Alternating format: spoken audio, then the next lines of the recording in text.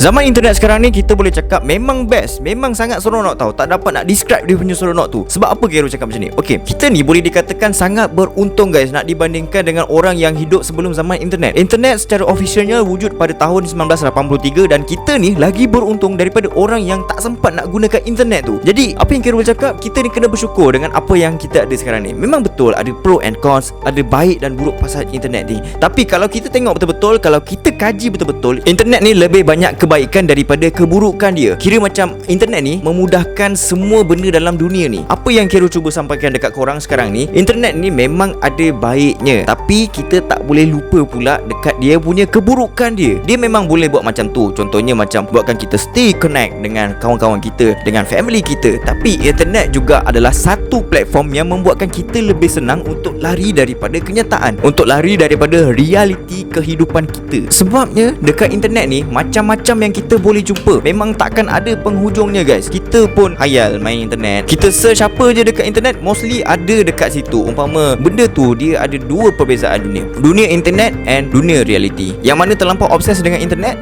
diorang akan duduk dekat dalam dunia internet, dan dekat situ membuatkan kita tak bercampur dengan orang sekeliling kita. Sebab kita dah hidup dengan internet. Disebabkan semua benda ni ianya membawa kita kepada satu kes yang menunjukkan keburukan internet. Video ni adalah berkenaan dengan seorang remaja perempuan yang bernama, kita boleh kenal dia sebagai Roro Chan, yang bunuh diri dia masa dia tengah live stream. Roro Chan _1999 adalah nickname kepada seorang remaja Jepun yang mengambil nyawa dia sendiri. Dia tengah live stream and then dia pergi bunuh diri dia.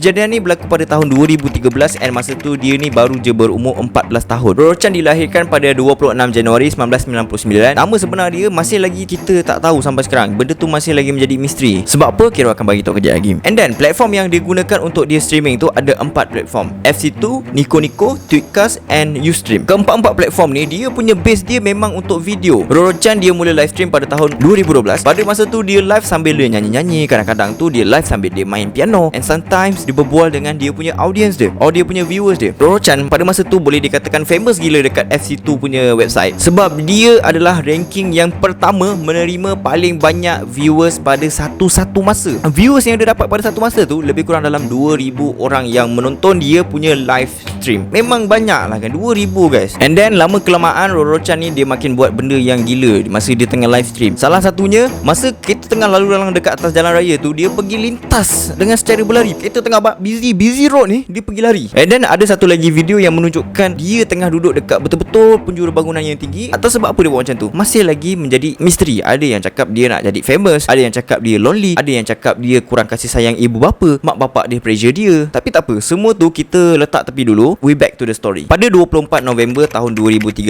dia start live stream dengan tajuk Ankoku, yang bermaksud kegelapan. Inilah live stream dia yang terakhir sekali guys. Dekat dalam video tu, siapa-siapa yang join dia punya stream, diorang akan nampak Roro Chan tengah pegang kamera dia yang menunjukkan dia tengah panjat tangga masa tu. And then lepas dia panjat tangga, dia berdiri dekat atas tong sampah yang ada dekat dia punya balcony tu. And then Roro Chan ni dia macam berbisik. Dalam bisikan dia tu dia cakap I'm scared dalam bahasa Jepun. Kemudiannya kamera dia tu semakin rapat dengan penjuru balcony dan kamera tu tiba-tiba terjatuh. Apa yang kira pasti, kamera tu terjatuh dekat atas tong sampah. So masa kamera tu jatuh, benda tu menunjukkan yang Roro Chan dah terjun bangunan tingkat 13 guys. Pada pukul 3.55 pagi, seorang wanita penghantar surat khabar dia jumpa Roro Chan yang dah terbaring tak sadarkan diri dekat kawasan apartmen dia tu, dekat bawah lah. So perempuan tu dia macam terus call 110. Okay, untuk pengetahuan korang semua, 110 tu emergency line untuk negara Jepun. Alright, lepas je polis sampai, polis terus buat CPR dekat Roro Chan. Tapi dia still lagi tak bernafas time tu. Dia dah buat CPR and then masih lagi tak boleh nak bernafas. Selepas 3 jam kemudiannya, Roro Chan disahkan meninggal dunia dekat hospital. Motif sebenar kenapa dia bunuh diri ni memang tak dapat nak dipastikan sampai sekarang. Kes bunuh diri Roro Chan memang tak mendapat liputan yang luas oleh media Jepun sampailah pada tahun 2020, tahun lepas. Ada 2 video yang membuatkan kes bunuh diri Roro Chan ni memang buat ramai orang tahu, memang jadi famous terus. Yang pertama adalah music video yang bertajuk Ruru Suicide Show. Dalam video tu dorang macam nak tribute ataupun dorang nak bagi penghormatan kepada Ruru. And then lagu Ruru tu tiba-tiba jadi popular and lagi buatkan orang ramai tahu pasal kes ni. Sebenarnya lagu Ruru Suicide Show ni dipublishkan pada tahun 2019. Tapi lagu ni jadi famous pada tahun 2020. And then video yang kedua viral pasal Ruru ni, video dia terjun bangunan tu sendiri. Yes, sebelum dia nak terjun tu, dia live dulu dekat platform Niko Niko. Kira cakap dengan korang, kalau korang tengok video tu memang agak mengerikan guys. Video tu lah orang kata momen-momen terakhir Roro Chan dia merakamkan diri dia sendiri. Kalau korang dengar lagu yang diorang buat untuk tribute Roro Chan ni, lirik dia pun cakap FBI pun tak tahu apa punca sebenar kenapa dia terjun bangunan, kenapa dia buat macam tu. Diorang tak tahu apa punca sebenar, sebab memang yelah Roro Chan pun dah ditanamkan, and then benda tu semua nak siasat pun dah tak guna, memang dah terlambat kan. Tak tahu dia tu ada mental illness ke apa ke kan. So sekarang ni kita pergi kepada kemungkinan yang menyebabkan Roro Chan nak bunuh diri dia sendiri. Kemungkinan yang pertama ni orang kata boleh agak kontroversi sikit guys. Dia nak jadi legenda, dia nak orang semua kenal dia. Roro Chan ada buat satu post dekat website 2chan, yang di mana dia post beberapa hari sebelum dia bunuh diri. Post ni dah ditranslatekan ke bahasa Inggeris untuk kita semua mudah faham, dan Carol akan translatekan ke bahasa Melayu buatkan kita semua lagi faham. Saya nak buat suicide stream yang betul-betul punya, dan saya akan buat dengan cara yang FC tu takkan delete video saya tu, dan video tu akan jadi viral. Disebabkan selama ni saya jadi seorang budak perempuan biasa. Disebabkan itu, kalau saya mati, saya rasa orang akan terkejut. Jadi pada hari ni saya baru tersedar saya patut terjun je, dan saya akan menjadi legenda. Dan kemudiannya saya akan mendapat perhatian daripada orang ramai. Saya akan dapat trade dekat Newsoku. Okay guys, Newsoku tu adalah salah satu